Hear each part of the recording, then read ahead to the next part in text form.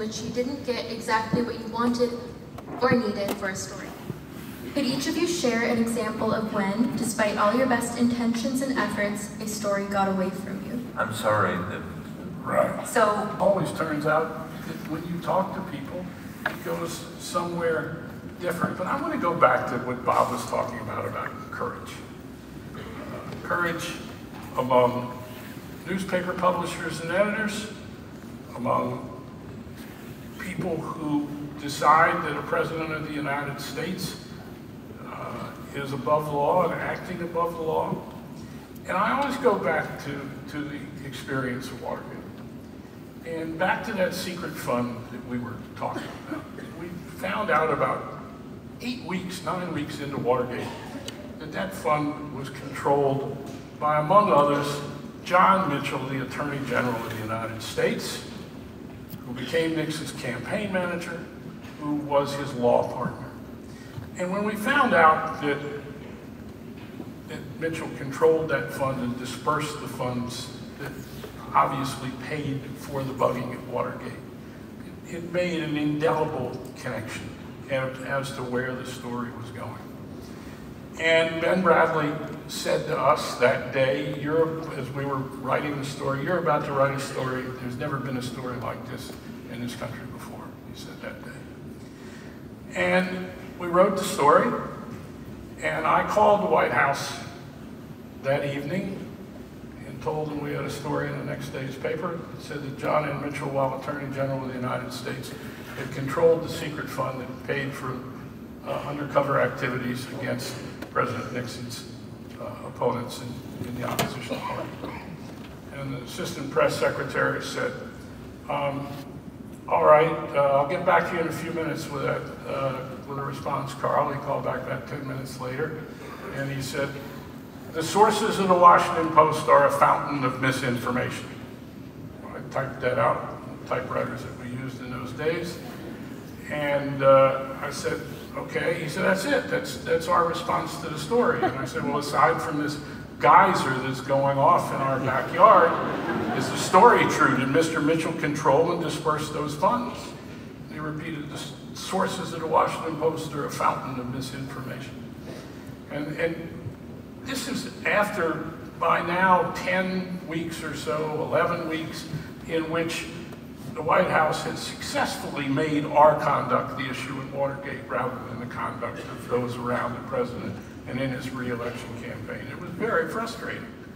And I said, thank you very much. And I had a number for John Mitchell in New York where I thought I could reach him, and I called him, and I wanted to see what he said about this story. I got him on the phone. I read him the first few words of the first paragraph as far as John N. Mitchell, while Attorney General of the United States, controlled a secret fund. And Mr. Mitchell said, Jesus.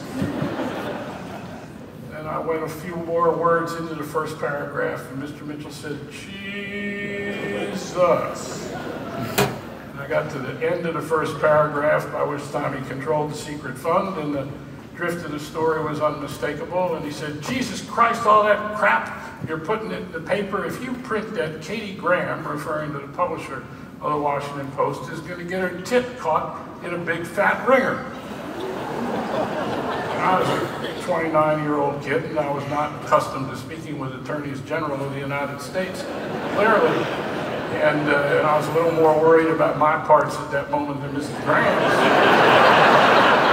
And kind of instinctively jumped back from the telephone. And there was a pause, and Mitchell said, you know, and when this campaign, because he was running for re-election, Nixon at the time, when he said, when this campaign is over, we're going to do a little story on YouTube, boys.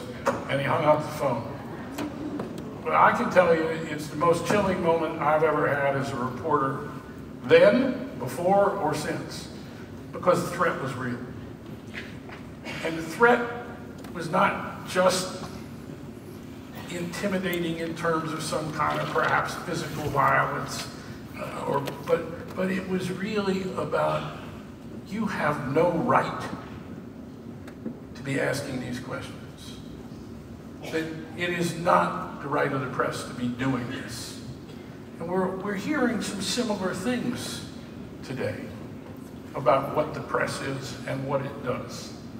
And like the Washington Post, we are also watching courageous newspaper, news organizations stand up to a president of the United States. And on this occasion, having had this rather shocking conversation, I called Ben Bradley, the editor of the Washington Post.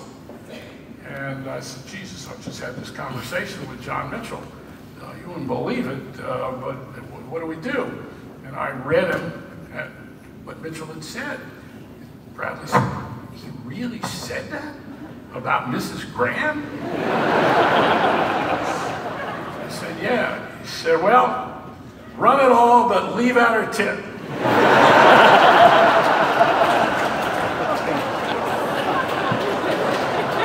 Any final words, Bob?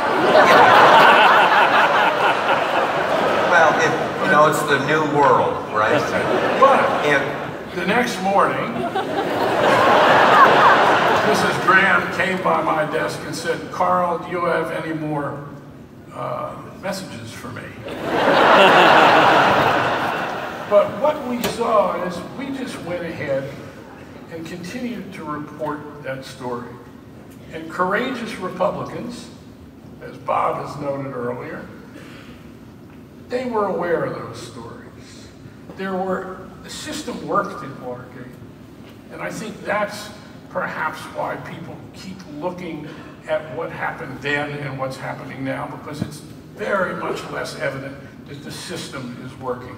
Those stories led a courageous judge to get the burglars in his courtroom to confess that they were indeed being paid for their silence, such as we and others in the press had written.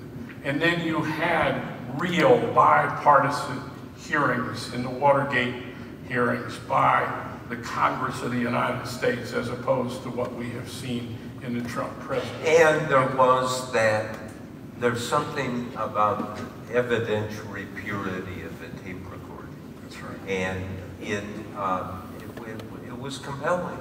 And after Nixon resigned, Barry Goldwater, who was the Republican from Arizona, the conscience of the Republican Party at that time, he had Carl and myself up to his apartment, you remember? Very well. In Washington, and read his personal diary. And it was August 7th. He and the Republican leaders in the House and the Senate went to see Nixon privately. And Nixon said, I'm going to be impeached, charged in the House, but what's going to happen in the Senate, Barry?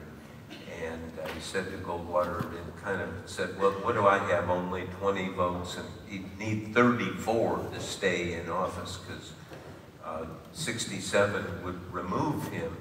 And Goldwater turned to him, one of these most amazing moments confirmed by the Republican leaders who were there. He said, Mr. President, I've counted, and you have 4 Republican votes, and one of them is not mine. And the next day, Nixon announced he was resigning.